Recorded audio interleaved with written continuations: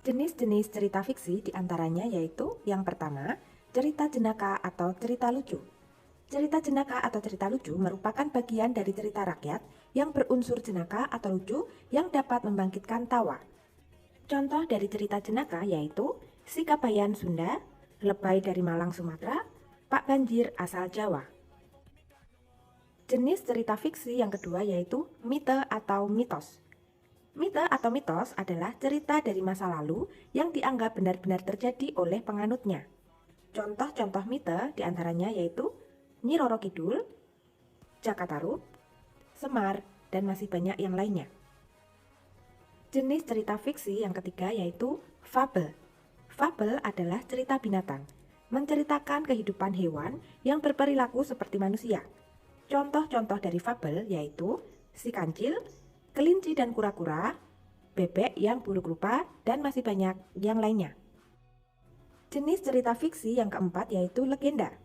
Legenda adalah cerita pada zaman dahulu yang berhubungan dengan sejarah asal-muasal suatu tempat dianggap pernah terjadi oleh pencerita dan pendengarnya.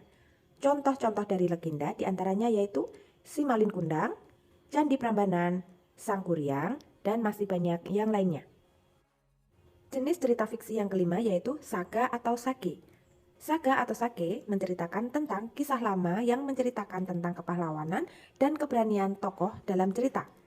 Contoh dari saga atau sage yaitu Calon Arang, Lutung Kasarung, Si Pitung, dan masih banyak yang lainnya. Jenis cerita fiksi yang keenam yaitu cerpen. Cerpen atau cerita pendek merupakan prosa fiksi yang menceritakan tentang suatu peristiwa yang dialami oleh tokoh utama. Contoh dari cerpen diantaranya yaitu Filosofi Kopi, Robohnya Surau Kami, Seribu Kunang-Kunang, Di Manhattan, dan masih banyak yang lainnya. Jenis cerita fiksi yang terakhir yaitu novel.